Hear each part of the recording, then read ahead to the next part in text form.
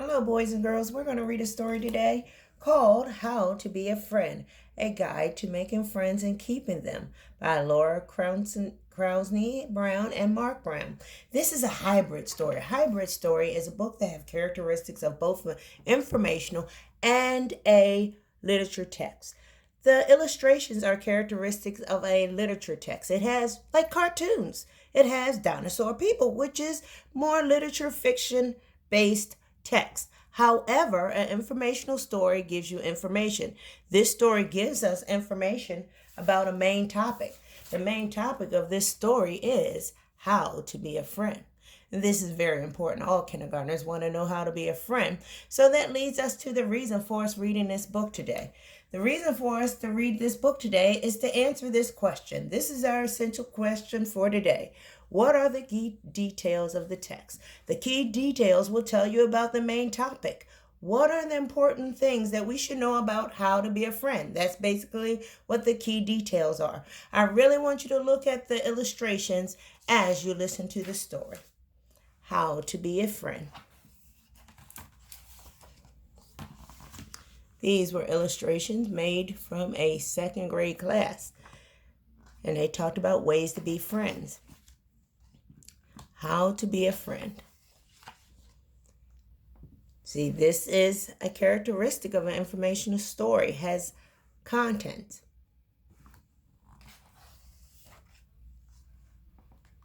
Make sure you pay attention to the illustrations or the pictures. Me, myself, and I. There are times when it feels good to be by yourself, enjoying your own company. You can think of ideas, pretend and play exactly what you want. With no one else around, you can have all the toys to yourself. Who can be your friend? But some games are too hard to play by yourself, and they're not as much fun all alone. There are times when you may feel lonely or bored, when you want to have someone to play with. Do you think he wants to have this good little guy to play with? Doesn't feel so sure that he can do it. Look what happens in the illustrations. Anyone who is nice to you and who likes to play with you can be a friend. Friends can be different from each other in all kinds of ways. Look at the illustrations to tell how friends can be different in all kinds of ways. But there is one important way that friends are always alike. Friends feel the same way about each other. Ways to be a friend. There are many ways to show that you like someone and want to be a friend. You can protect a friend if someone starts bothering him. You can play fair, flip a coin with a friend to see who goes first. You can share toys and other things. You can stand up for your friends even when other kids complain about them or make fun of them. You can invite them to play with you. You can listen to your friends and pay attention to what they say.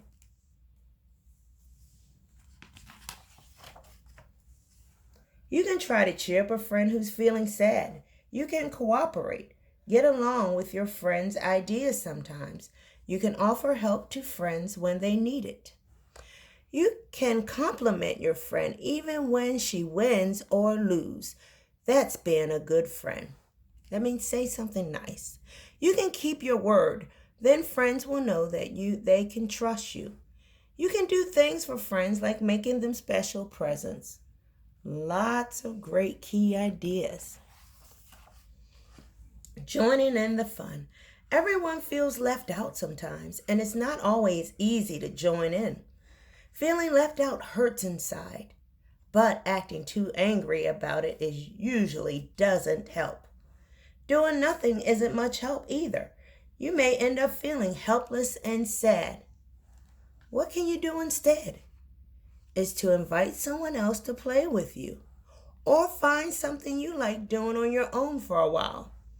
Later, you can try to join in the group again. If you watch to see what they are playing, you might be able to offer some help. Feeling shy. We all feel shy at times, such as when we meet new classmates or go to new places. When you feel shy, it takes courage even to say hi to someone. But the more you practice, the easier it gets.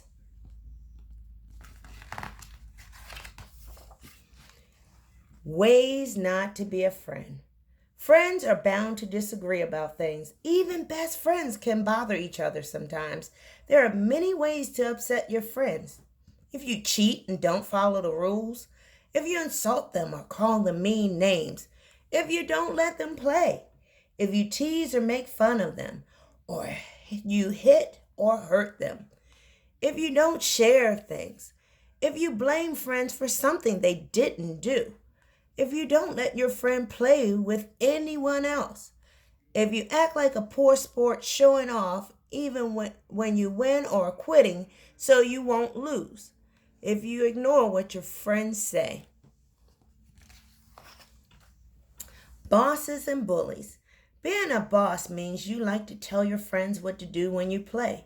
You like to make all the rules, but friends may get upset if you never let them have a chance to be in charge. One of the worst ways to treat a friend is to act like a bully and try to scare someone into doing what you want. If someone bullies you, try not to get upset. Tell a bully to leave you alone. Join other friendly kids. If that doesn't work, ask a grown-up for help. Making up with a friend. There is always more than one way to settle an argument.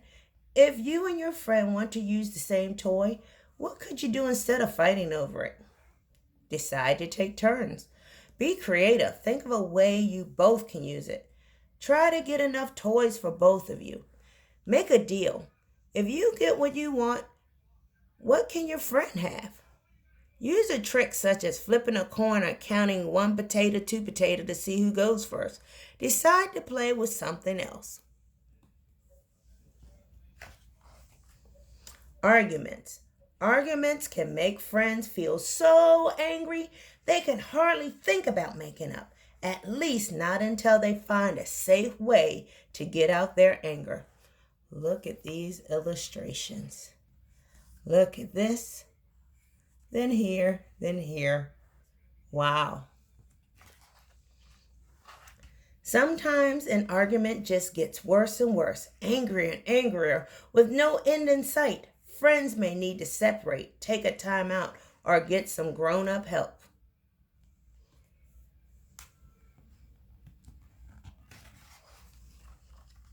Being friendly. Being friendly means showing that you care about other kids, even the ones you hardly know.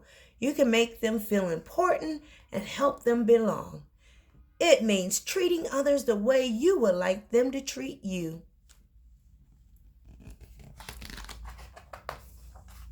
It feels great to have a friend.